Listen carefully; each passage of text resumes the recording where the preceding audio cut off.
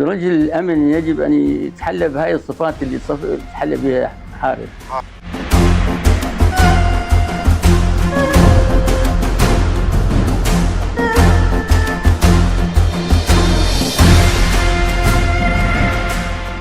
حياكم الله. رمضان مبارك على جميع العراقيين من شمال العراق إلى جنوب العراق. الرحمة والمغفرة إلى أرواح شهداء العراق، الشهداء الذين بذلوا الغالي والنفيس لاسم هذا البلد العزيز ولاسم العراقيين وحفظ كرامة الأرض والعرض. اليوم في ضيافة العم والشيخ أبو حارث السوداني. حياك الله شيخ. الله محييك ومحيي أصلك إن شاء الله. اللهم ربي يعطيك الصبر والسلوان والرحمة والمغفرة لجميع الشهداء، وعلى وجه الخصوص إلى شهيدنا الغيور الشهيد النقيب حارث السوداني. الله يحفظكم. اليوم ارتئينا نجي لهذا المضيف، وهو أصبح مضيف كل العراقيين الحمد لله من شمال العراق إلى جنوبه. عندنا سؤال جدا مهم. أنت ذكرت بإحدى التصريحات قلت إنه جاني بلاغ من المرجعية العليا في النجف الأشرف إنه اللي يزور الإمام الحسين سلام الله عليه فيزور حارث بجوار الإمام الحسين مع الأصحاب، فهنيئا لكم هذا النصاب أو هذا المكان. لكن سؤالنا المهم، هل الحكومة ما زالت تبحث عن جثمان الشهيد حارث السوداني؟ بسم الله الرحمن الرحيم، والصلاة والسلام على سيدنا محمد وعلى آله الطيبين الطاهرين. نعزي العالم الإسلامي وأنفسنا وإياكم بذكر استشهاد الإمام علي بن أبي طالب عليه السلام. عظم الله لكم الأجر. عظم الله لنا ولكم الأجر. الحديث بهذا الخصوص حديث ذو شجون. نعم. ما يخص الشق الأول من السؤال بأنه المرجعية كان لها حديث بهذا الخصوص، بأنه خلي يكون حتى يكون الكلام واضح. نعم. أنا زارني وفد من المرجعية للبيت. نعم. مو أنا اللي رحت. نعم. زارني وفد من المرجعية للبيت. نعم. اجوا قدموا مراسيم العزاء. نعم. وأدوا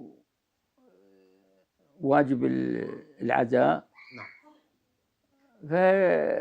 فقالوا حجي شفنا لك مقابلة أو حديث في أحد المقابلات تقول أنا أبحث عن جثمان حارث. نعم. لعله أنه أخلي له شيء أثر بقبره. نعم. قلت لهم نعم، هو هاي باقي يعني تراودني الفكرة دائما. قالوا حجي نطمئنك، شيوخ معممين اثنين. نعم. من قبل المرجعية هم جايين. نطمئنك؟ قلت لهم والله يطمئنوني حتى شوي أخذ راحتي. قالوا حارث من تروح تزور الإمام الحسين عليه السلام توقف قدام الشهداء وتقول السلام عليكم يا شهداء يا أصحاب الإمام الحسين يا أنصار الإمام الحسين، تلقى حارث تروح وياه. هنيئا. فإذا هاي مقام يعني هاي ما ينول إلا ذو الحظ إلا ذو حظ عظيم مثل ما تفضلت. نعم. فالسلام على الحسين وعلى علي بن الحسين وعلى أولاد الحسين وعلى أصحاب الحسين. السلام على شهداء العراق أجمعين. السلام على روحك الطاهرة أيها النقيب المغوار الشجاع حارث السوداني. اليوم حارث استحقاق وصل بكل دول العالم. شنو رسالتك اللي الشباب بعمر حارث الضباط بهذا السلك تحديدا؟ رسالتك لهم. الحقيقة أنا سمعت تصريح للسيد الطالقاني الله يحفظه. نعم. يعني يقول رجل الأمن يجب أن يتحلى بهاي الصفات اللي يتحلى بها حارث. لأن حارث كسب ود العراقيين بشكل. ثانيا انطفت صورة ناصعة لرجل الأمن. ولذلك يعني الآن الضباط أو أخوانه وأقرانه اللي موجودين لا يزالون بالخدمة. نعم. يعني عطائهم مستمر، وعطائهم لأجل الوطن وعطائهم لأجل العقيدة، وما نستغرب ولا الساحة تفرغ من هذه العناصر الكفؤة إن شاء الله. إن شاء الله.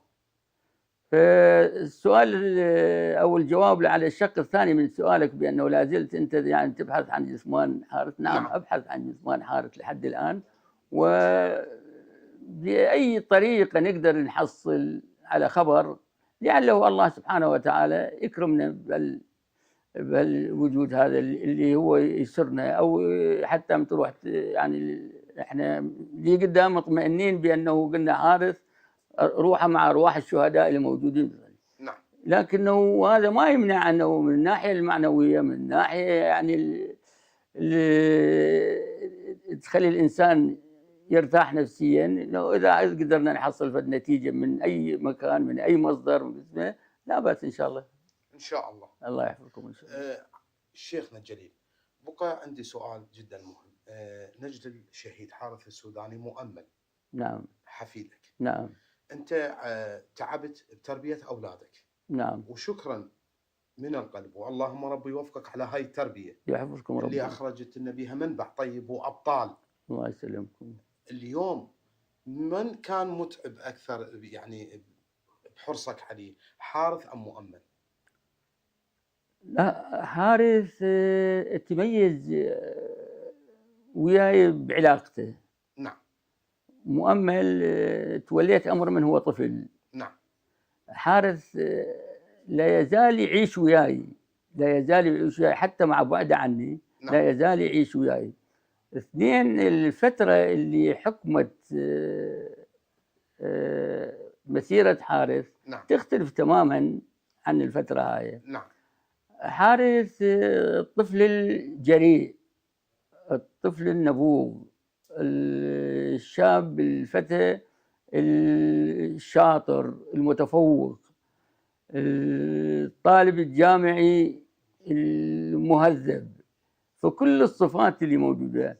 ثانيا أنا اتخذت من عنده صديق أكثر مما هو ابنك، ولذلك احنا كنا نتعامل أنا وياه بكل صدق وكل صراحة، وهذا ما يسر الأمر وخلانا نوصل إلى هذه النتيجة. زين شيخنا الجليل، أنت تأمل بمؤمل أن يكون ضابط يحذو حذو والده؟ احنا يعني ما أقدر أفرض فرضيات على مؤمل أن يكون ضابط. مؤمل كان بنفسه أن يكون ضابط، بعدين غير فكرته أنه يقول خلي أخلص الكلية، لا زال هو مرحلة ثانية. نعم. أخلص الكلية وبعد ذلك إذا تيسرت الأمور أو صار الطريق سهل أمامي لا بأس أن أكون ضابط حتى أكمل مسيرة والدي. مسيرة والدك. اللهم ربي يحفظه. اليوم سمعنا أنه إحدى المدارس القريبة هنا مدرسة المهند تغير الاسم إلى مدرسة الشهيد حارث السوداني، هل هذا صحيح؟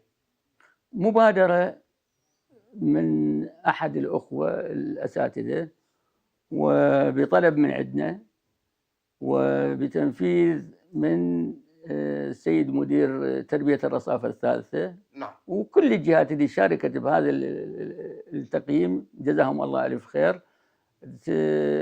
بدل اسم المدرسة من اسم القديم المهند إلى مدرسة الشهيد حارث السوداني، ونشكر كل اللي قاموا على هذا العمل وعلى هذا التنفيذ. نسأل الله يوفقهم. عمنا العزيز، أنا بمسك الختام عندي سؤال راح يكون مسك الختام، وآسف على الإطالة. لا وشكرا لحسن الضيافة وحفاوة الاستقبال وكرم الضيافة. عمنا العزيز، أنت بالعمل اللي شاهدناه مسلسل النقيب، نعم، أكو جانب بالسطح من يجي يواجهك بالحقيقة إنه نعم. أنا أعمل معاهم لأجل بلدي نعم. وديرتي. شلون استقبلت هذا الخبر؟ يعني هو الخبر حقيقي، هو حقيقي مو مدبلج. أنا شلون استقبلته؟ شنو مخاوفك كانت على حارث؟ لا أنا حارث قلت لك أتعامل وياه كصديق، لا يعني صريح أنا وياه.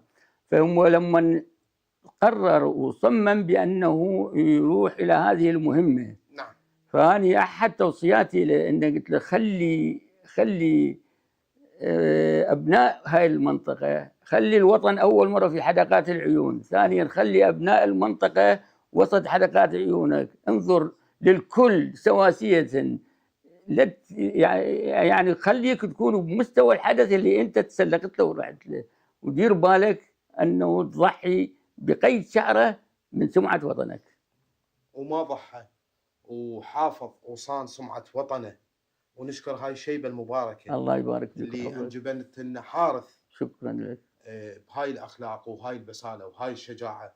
أسأل الله لك طيلة العمر ممنون. ويحفظ أولادك، يحفظكم ربنا. والرحمة والمغفرة لجميع شهداء العراق، وعلى وجه الخصوص الشهيد النقيب المغوار حارث السوداني.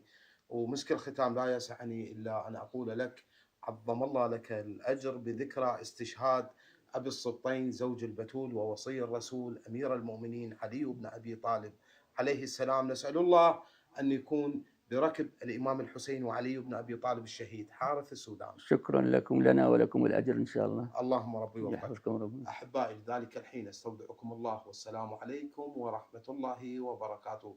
كان معكم في التقديم الشاعر رضا الدبيسي.